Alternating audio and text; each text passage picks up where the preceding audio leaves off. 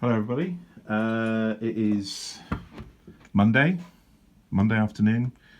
I think it's like the 23rd of March. Not sure, I think so. I suppose what is happening at the moment is a lot of people who are working from home are probably kind of, because of coronavirus, are probably in this same kind of state that I am in, where one day is kind of bleeding into another. And is it Sunday? It's kind of a permanent Sunday.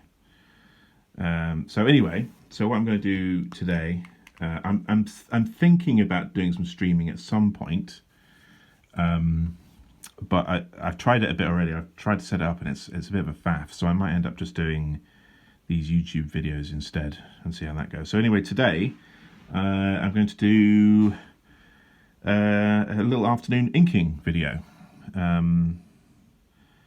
This is part 25 of Sea Dogs. And if you don't know what Sea Dogs is a backup strip that's been running throughout all of DC Comics' Hill House line. And Hill House is a curated line run by the writer Joe Hill, the great Joe Hill.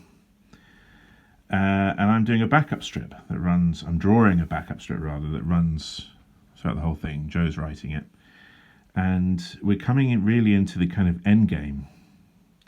So I can show you my pencil. I can show you my pencils and inks for this one, but I can't for this page. But I can't for the next page because that's got a great big spoiler on it, a huge spoiler. Certain things are revealed, should we say? So okay, I'm gonna ink.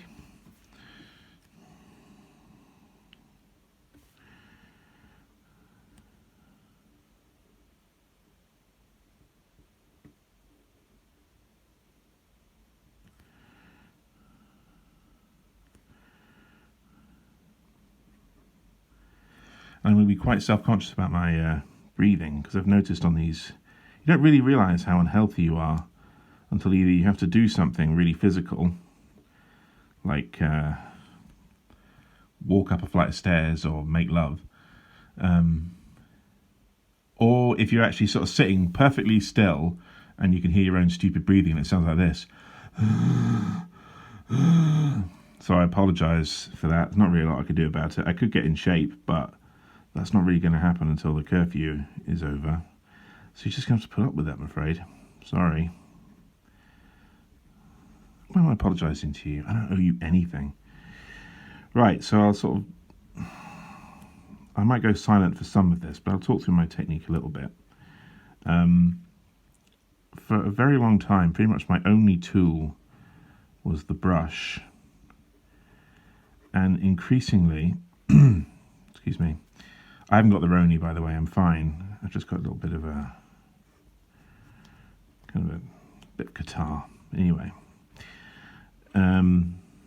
Yeah, so I would...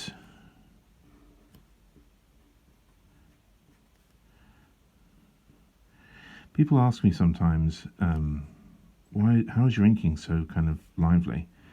And the answer is, I do it very, very quickly.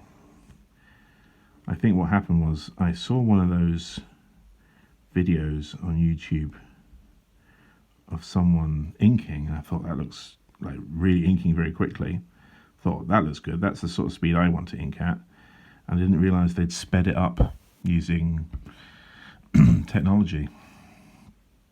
So I'm sort of stuck at that speed now.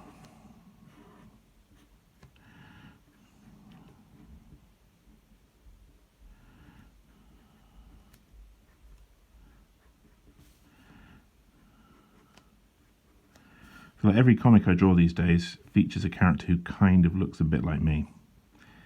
And this one is no exception, a sort of large bearded man, large bearded idiot. This one actually features two. So that's very rewarding for me as a sort of raging narcissist. How are you doing? How are you all doing out there?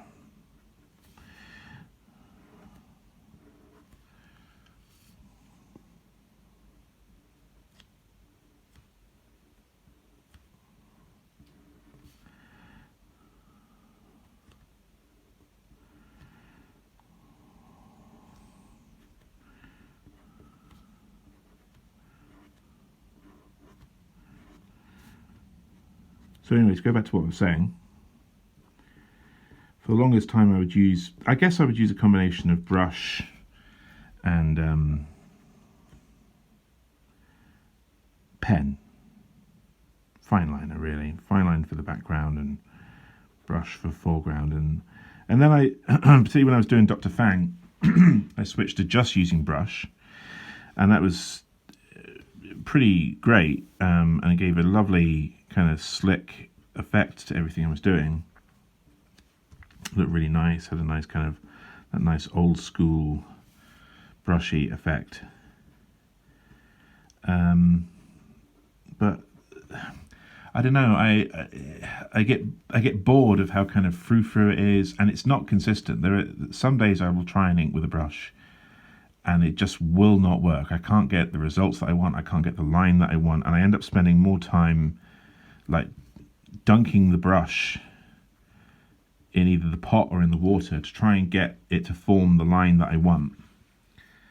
And particularly if you're working on a book where there's a pretty kind of stringent deadline, or really any deadline, I don't know, I don't really have time for that. I don't have time to wait for the brush to suddenly start cooperating. I need to kind of sit down and effectively start working immediately. So I've changed my tack somewhat, I've changed my tool, and nowadays I pretty much exclusively use the brilliant, some people may recognize this, the brilliant Pentel Pocket brush pen.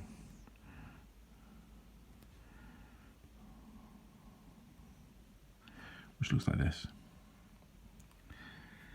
It's lovely, versatile. It has limitations, but it is a lovely, versatile device, or tool, I suppose. You get lovely thick swatches of ink, which I really like. I think particularly when kind of aligned with thinner lines, you get a really, really nice kind of juicy effect, as I hope you can see here.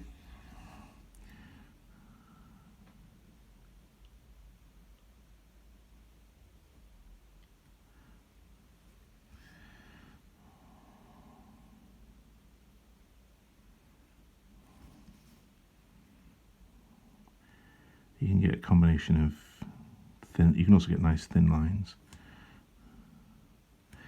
which is good.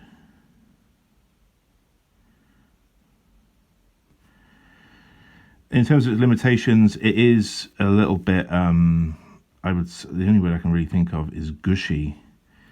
The ink does flow from it pretty fluidly or rapidly, so you do need to exercise a bit more control than you would over, say, a fine line pen, or even a brush to some extent.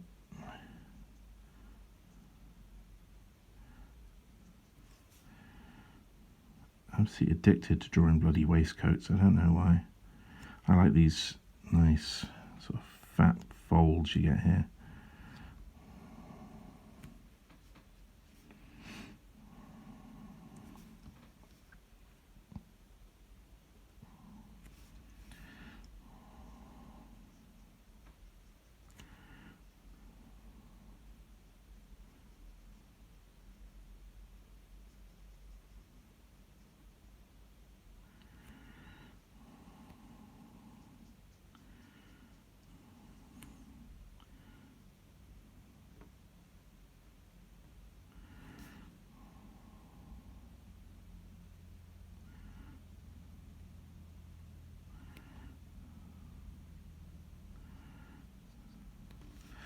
The pocket brush, particularly good for folds in clothing.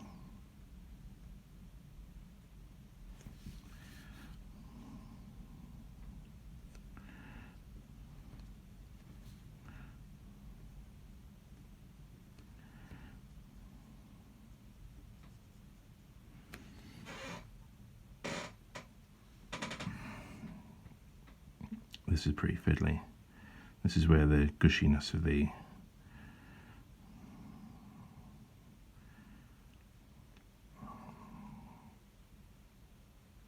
pen needs to be somewhat mitigated by your own kind of.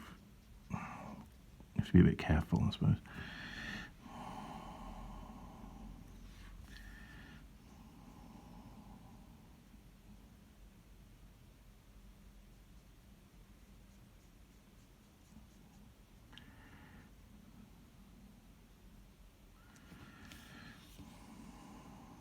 There we go, it's come together quite nicely. Love drawing that sort of, what would you call it?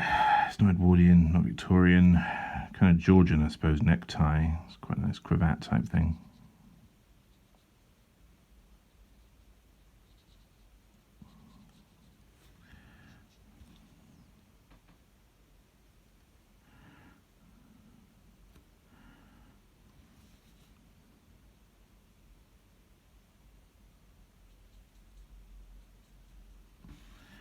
Okay, now on to the legs.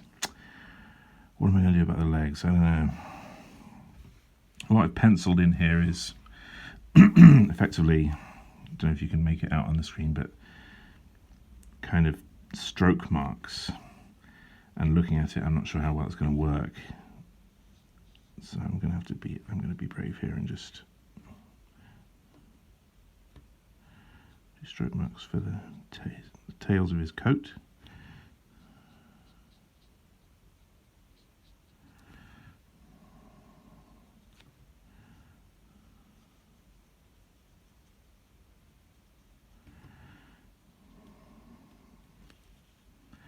And then I want this leg to be a bit darker even. I think I'm about to mess this up.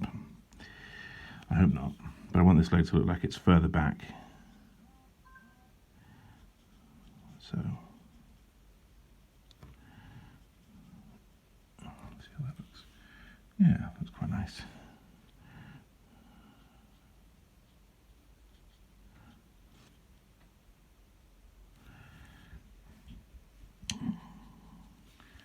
I don't know if you noticed, but I tend to hop around the page. I wonder how many other artists do that. I suspect quite a few. I effectively feel like this makes what I do sound rather grand, but I effectively feel like I'm putting out fires.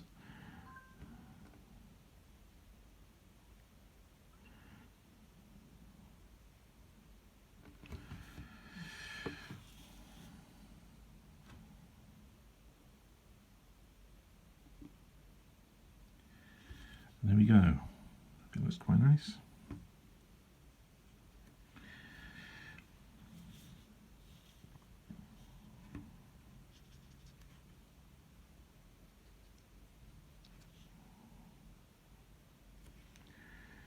Beef up some of these underbits to give the whole thing a bit of weight.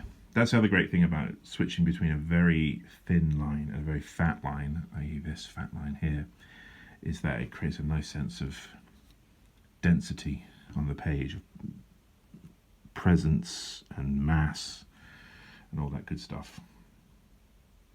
Okay, that's it. Bye bye.